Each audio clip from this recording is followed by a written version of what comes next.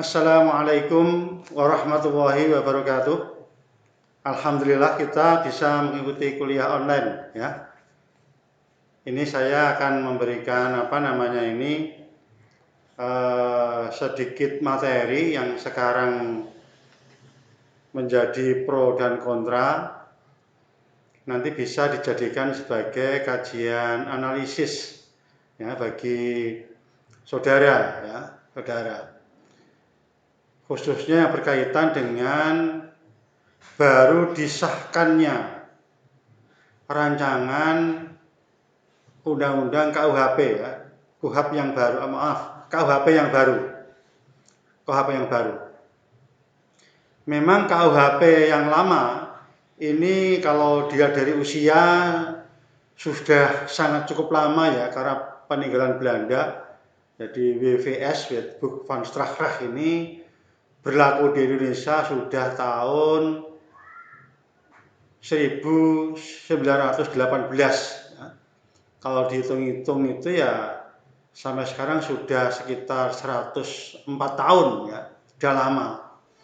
Sehingga bangsa Indonesia berusaha, khususnya lembaga pembuat undang-undang, dalam hal ini adalah Presiden dan DPR, eksekutif dan legislatif, berusaha untuk katakanlah membuat KUHP baru.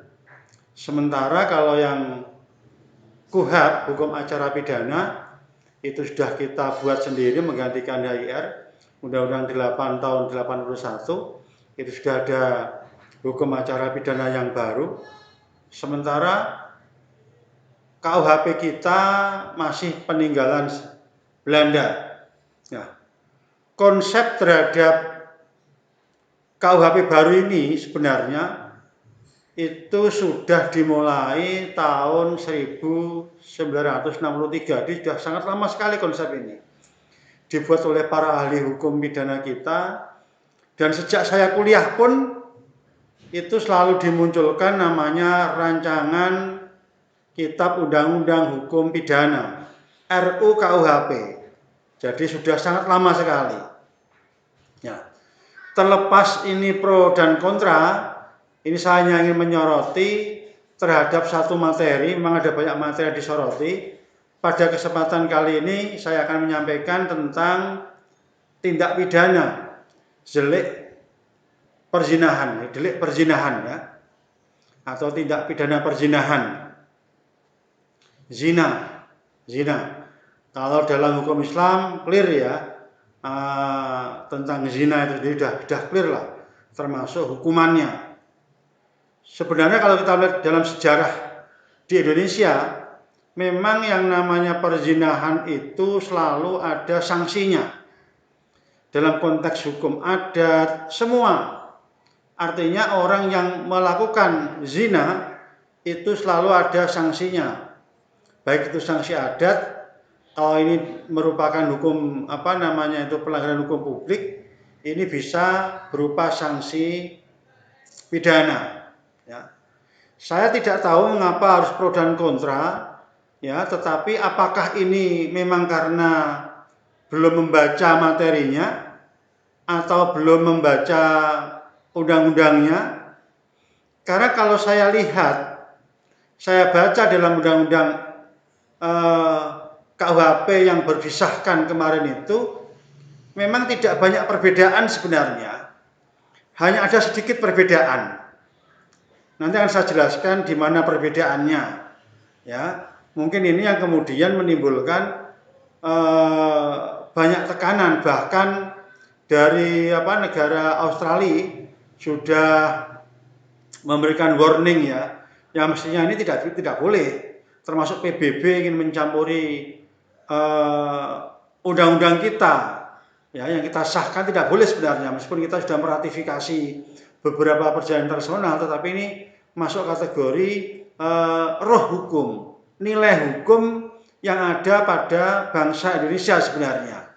Ya, sudah ada sejak zaman dahulu, sejak Kerajaan Mojopahit yang namanya zina, yang memang ada larangan, bukan sekarang-sekarang saja.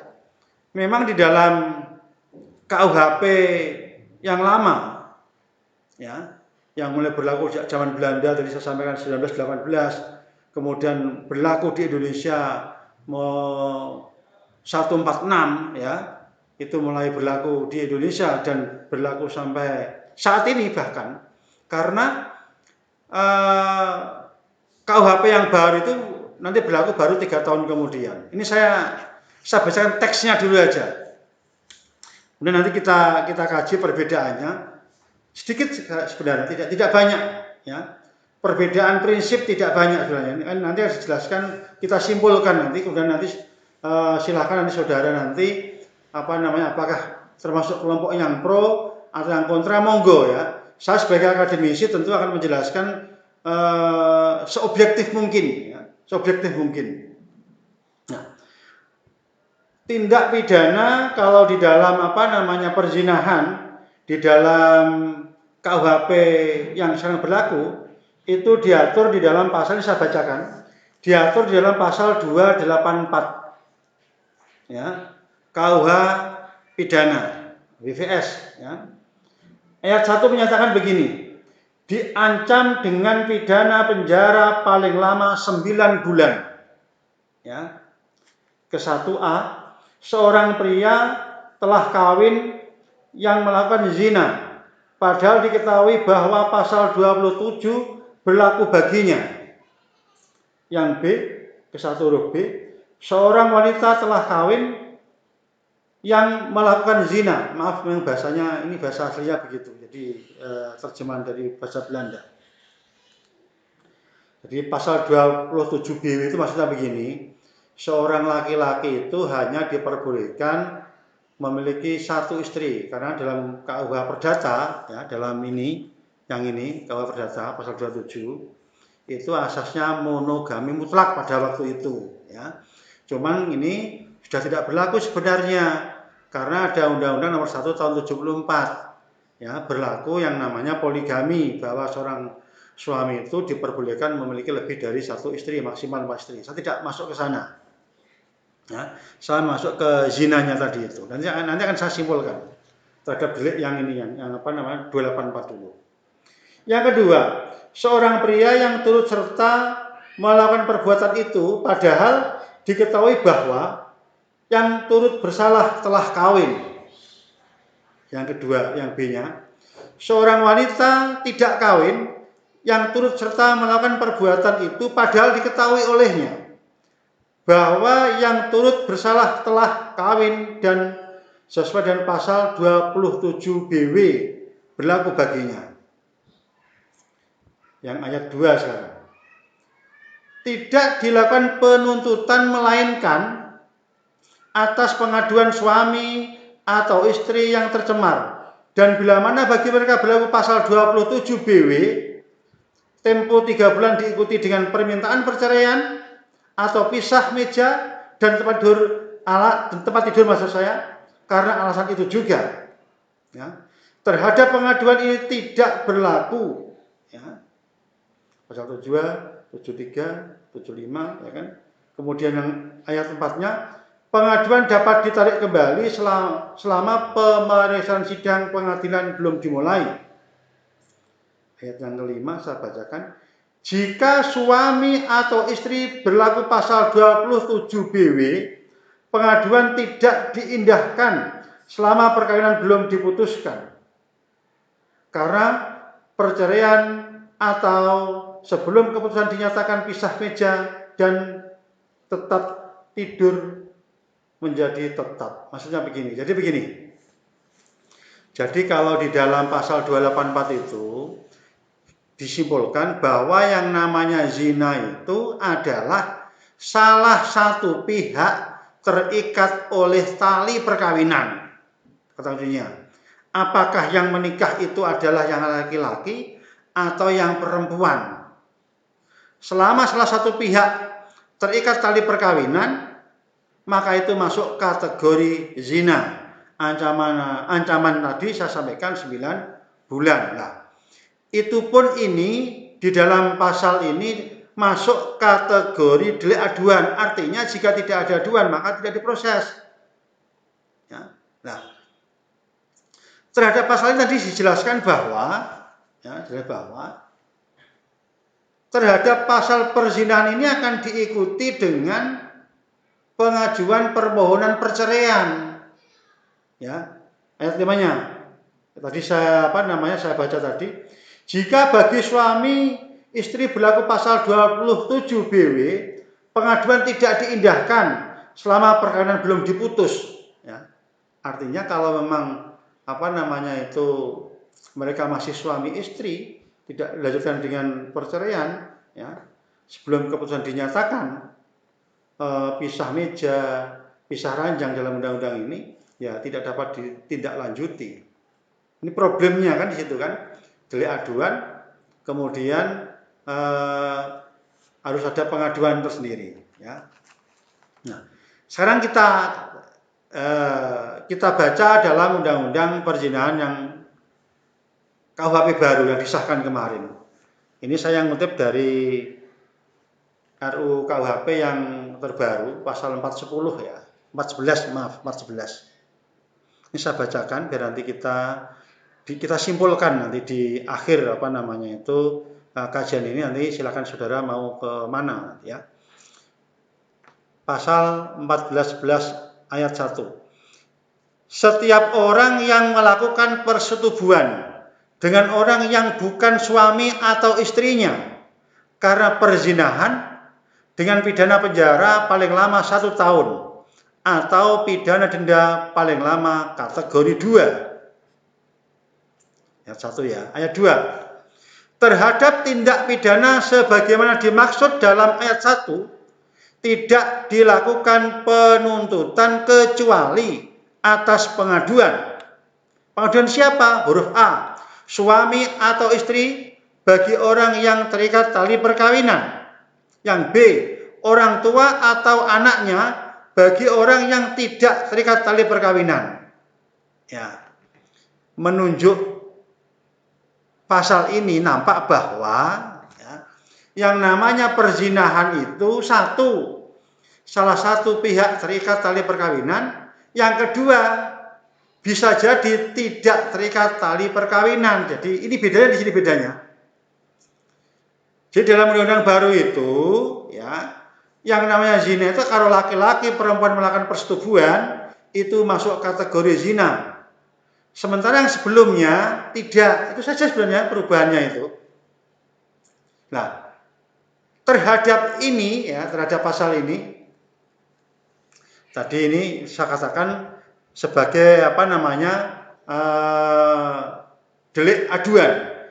Maksudnya kalau itu terikat tali perkawinan berarti ya kan ada mengadu suami atau istrinya. Kalau itu anak maka orang tuanya. Ya. Ayat 3 dijelaskan bahwa terhadap pengaduan sebagaimana dimaksud pada ayat 2 tidak berlaku ketentuan sebagaimana dimaksud dalam pasal 25, 26 dan pasal 30. Pasal ini maksud saya 26, 25 itu delik aduan juga, cuma yang mengadu boleh garis menyamping di situ. Intinya begitu ya. Tapi jelas tidak diberlakukan untuk pasal perzinahan. Dalam pasal perzinahan jelas yang bisa mengadu adalah suami atau istri, orang tua. Ya. Pengaduan dapat ditarik kembali ayat 4-nya selama pemeriksaan di sidang pengadilan belum dimulai. Jadi kalau masih penyidikan, penuntutan di kejaksaan selama belum persidangan maka dapat ditarik kembali. Clear ya sebenarnya ya ayat ini. Jadi ancaman pidana kalau dulu 9 bulan, sekarang 1 tahun. Bahkan sekarang itu ada denda ya kategori 2. Jadi perlu saya sampaikan bahwa dalam undang-undang baru itu memang ada kategori denda 1, 2, 1 juta, 10 juta dan seterusnya, 50 juta. Nanti ada kategorinya di situ nanti. Ya, masa tidak masuk ke sana. Saya ingin menjelaskan ya. Kemudian masuk perzinahan juga disebutkan ini dalam pasal 412. Setiap orang yang melakukan hidup bersama sebagai suami istri di luar perkawinan dipidana penjara paling lama 6 bulan atau pidana denda paling banyak kategori